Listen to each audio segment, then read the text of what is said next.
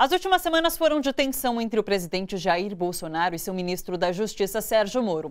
Bolsonaro desautorizou Moro publicamente ao dizer que quem mandava na Polícia Federal era ele e que, se quisesse, poderia demitir o diretor-geral da corporação. Um aliado, inclusive, de Moro, desde a época em que era juiz da Lava Jato em Curitiba. No meio político, chegou-se a especular que o ministro poderia ser demitido ou deixar o governo por vontade própria. Ontem, durante um evento, parece que os dois tentaram apaziguar a situação, caminharam juntos, tiraram fotos e Bolsonaro chamou Moro de patrimônio nacional. Vamos falar sobre Sérgio Moro aqui no estúdio hoje? A gente está com o advogado criminalista Jacob Filho, membro da Comissão de Prerrogativas da UAB São Paulo e do Instituto de Defesa do Direito de Defesa, e o também advogado criminalista especializado em Direito Constitucional, Paulo Tamer. Sejam muito bem-vindos, pessoal. Muito obrigada pela presença aqui no estúdio. O prazer é todo meu. Muito obrigado. Obrigada. Vamos lá. O que vocês acham da posição de Sérgio Moro nesse momento? Então, ele é um ex-juiz, tendo suas sentenças anuladas pelo STF, como aconteceu essa semana, e um ministro da Justiça um tanto quanto escanteado pelo governo Bolsonaro, já que o projeto principal dele, anticrime, está paralisado no Congresso. Como vocês veem a situação de Sérgio Moro nesse momento? Thalita, você tem que fazer uma análise do Sérgio Moro. Você tem dois momentos muito distintos na vida do Sérgio Moro. Do Sérgio Moro enquanto ex-juiz, e aí você tem as sentenças dele que agora estão sendo levadas, estão sendo trazidas, né, para que o Supremo coloque essas sentenças em jogo. Sim. E você tem a do Sérgio Moro enquanto agente político, né? E aí tudo isso está sendo colocado ao mesmo tempo em jogo. Hoje é isso. Então nós advogados, o Sérgio Moro sempre foi um juiz político. Sim. Nós já conhecíamos. Sempre foi? Sempre foi. É. Sérgio Moro era aquele... enquanto político ali, enquanto juiz, né, ali na 13ª Vara Criminal de Curitiba, nós advogados, antigamente, antes de ser o super Sérgio Moro, sim, antes da imprensa, e aqui eu não tenho... Eu sou conhecido por não ter muita mordaça naquilo, sim, que falo, mas o Sérgio Moro já era conhecido de todos nós que atuamos na área criminal, e não só de advogados, promotores, dos tribunais. O Sérgio Moro já era conhecido por ter decisões muito questionáveis, sim, muito questionáveis enquanto juiz, né? Então ele já tinha decisões, antes de ser o super Sérgio Moro, as decisões dele já eram reformadas cotidianamente. Sim.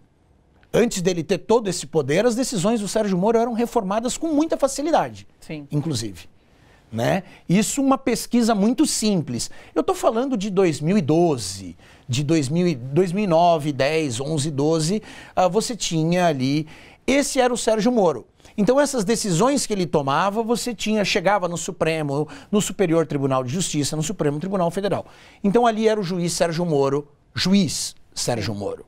Então essas decisões que ele tomava, hoje o Supremo Tribunal Federal tem essas decisões e tomam decisões jurídicas. Sim. Enquanto político, já é diferente. Ele pode fazer isso? Ele pode, então, ele pode tomar este partido, sim, ele pode indicar aquele sujeito para a Polícia Federal, ele pode fazer isso, e aí ele vai se deparar com alguém que tem mais poder que ele, sim, que é o Jair Bolsonaro.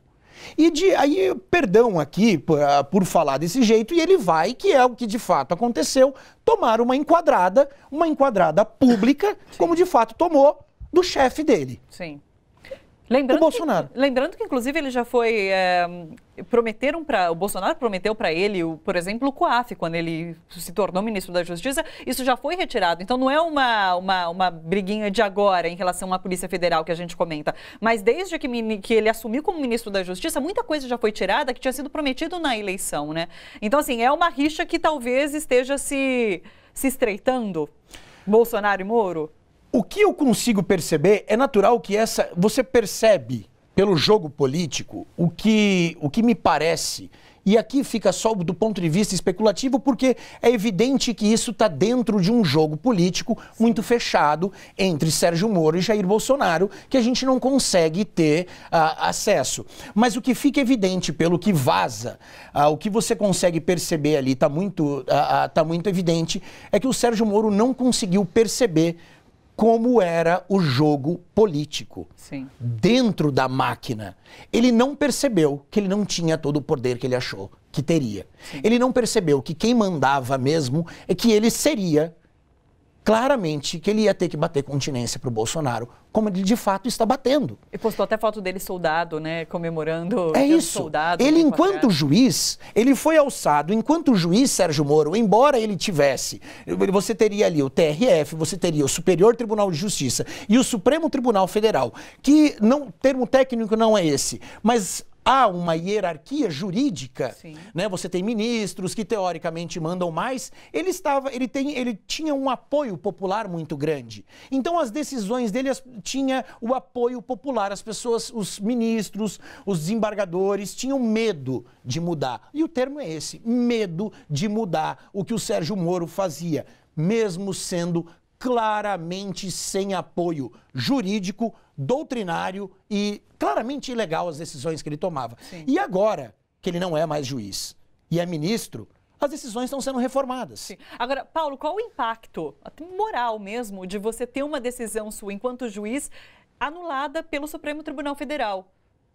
Olha, sinceramente, eu entendo que não deveria haver de maneira nenhuma por parte dos magistrados qualquer espécie de impacto moral em ter sua sentença reformada. Pelo contrário, o impacto que deveria ter seria pedagógico, seria de entender como que juízes com uma larga experiência, uma experiência muito maior que a minha, supondo fosse eu magistrado, podem me recomendar a tomada de decisões, não necessariamente com relação ao seu mérito, mas mesmo quanto à execução da procedimentalidade do processo.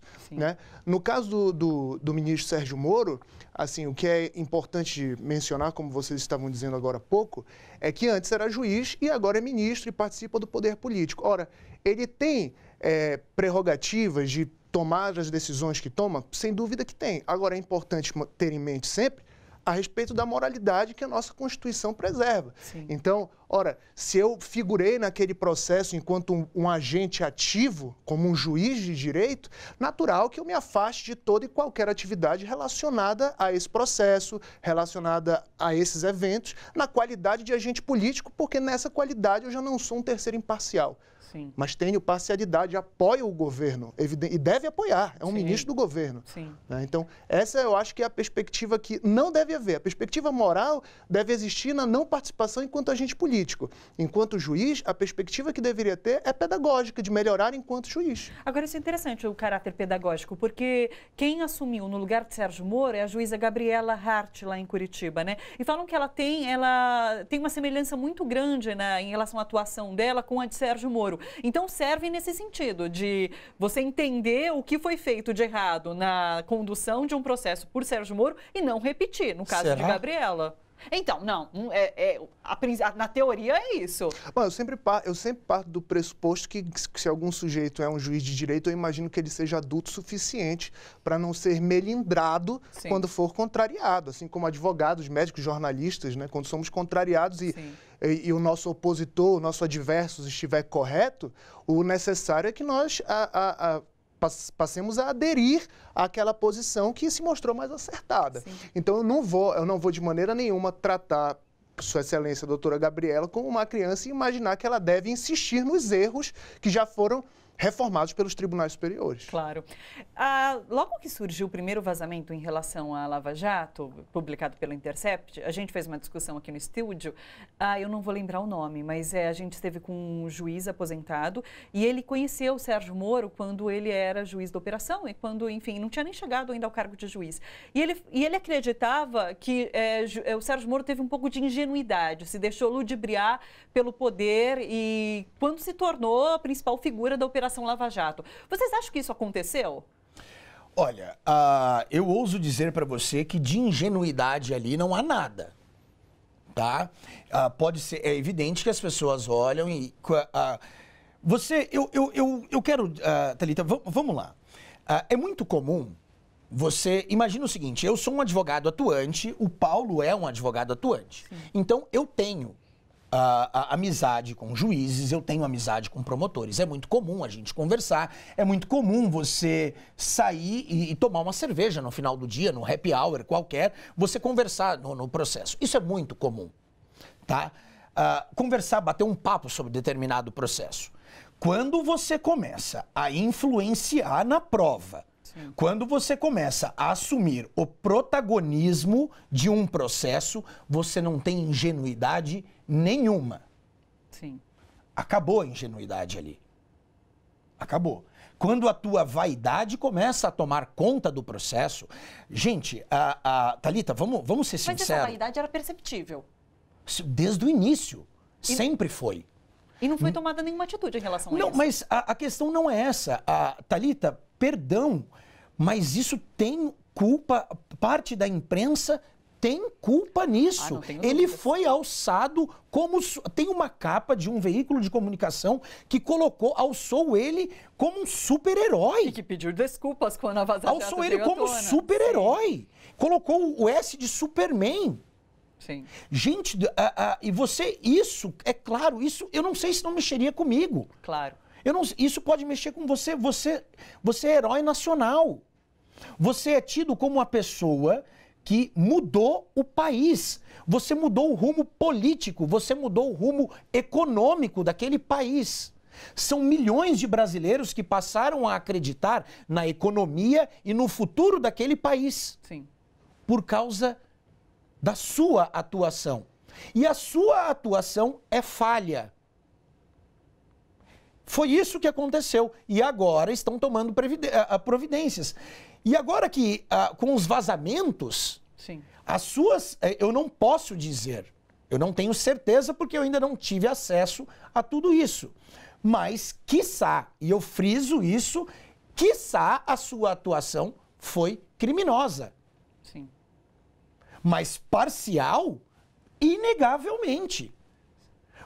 O juiz e a lei orgânica da magistratura, os juízes, e inegavelmente a sua esmagadora maioria dos juízes brasileiros, são juízes escorreitos, são juízes seríssimos. Não são assim. Os juízes que eu conheço, os juízes que eu atuo, são juízes que estão ofendidos com essa conduta. Sim. Porque isso não é cotidiano. Sim. Agora, Paulo, o STF demorou a se manifestar, porque, inclusive, o ministro Teori Zavascki chegou a fazer alguns questionamentos em relação ao Lava Jato, depois aconteceu o que aconteceu, ele morreu num acidente, e meio que o STF... deixou a Lava Jato prosseguir com a sua atuação do jeito que vinha fazendo. O STF demorou a fazer essa supervisão do que estava acontecendo ali nesse processo? Eu acho que, em primeiro lugar, tem que se sempre lembrar que o tribunal ele deve ser inerte, ele precisa ser provocado.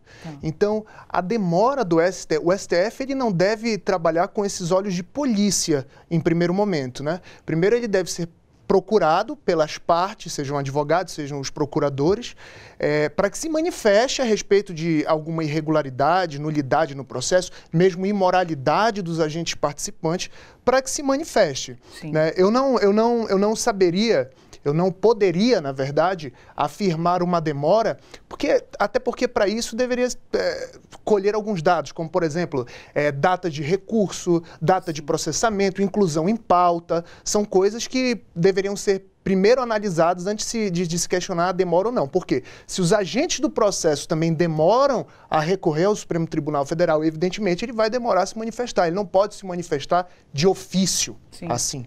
É que existe uma narrativa numa parcela da sociedade de que a Lava Jato já vinha exercendo um poder político, um papel político desde lá atrás, né? Então, realmente, eu não sei se o STF foi, enfim, acionado em relação a tudo isso, mas... A partir do momento que o juiz principal da operação, de certa forma, começa uma conversa para se tornar ministro da Justiça, do governo que, inclusive, foi eleito após a prisão de um candidato por esse juiz, tudo isso não é muito questionável? O STF não tinha que ter dado uma palavra em relação a tudo isso? Vamos só tentar imaginar um degrauzinho para que todos possam entender? Nós temos o juiz aqui, e aí você tem cortes, o Supremo... como Supremo Tribunal Federal, imagina o Supremo como a Suprema Corte. Então, até você chegar lá, como bem disse o Paulo, o Supremo ele não age espontaneamente. Sim. Então, até chegar no Supremo, os advogados, os procuradores, eles vão subindo, isso vai sendo escalonado, vai subindo, passa primeiro para um tribunal, depois outro tribunal, até você vai subindo de corte em corte, até você chegar no Supremo Tribunal Federal. Sim. E aí ele começa a se manifestar. Às vezes tem um político no meio desse processo da Lava Jato, então já começa no Supremo. Entendeu? Sim. Às vezes começa no Superior Tribunal de Justiça, às vezes começa no Supremo Tribunal Federal. Então você depende do momento para ele poder se manifestar. E depende de como essa prova foi colhida, se essa prova foi colhida de maneira legal, se ela foi colhida de forma ilegal. O que se vem a público, o que centralizou tudo no ex-presidente Lula. Sim. Mas tem outros momentos, tem outras questões da Lava Jato que foram anuladas, que não vieram a público. Essa não é a primeira sentença da Lava Jato que é anulada. Tem outras questões que foram discutidas. Só que não chegou ao STF. Que não chegou ao Supremo, entendi. mas que o STJ já havia barrado. Já tem outras coisas que foram de réus menores, que não chegaram até lá. Questões que, que o processo bateu no STJ, o TRF mandou voltar. Sim. Teve questões assim dessa natureza. Olha só, você que curte a TVT e quer contribuir com a gente para que a nossa programação chegue cada vez mais longe, se inscreva no nosso canal do YouTube /Rede TVT e torne-se membro. Ou então faça sua contribuição em nosso Catarse. É só acessar catarse.me/TVT. A gente agradece.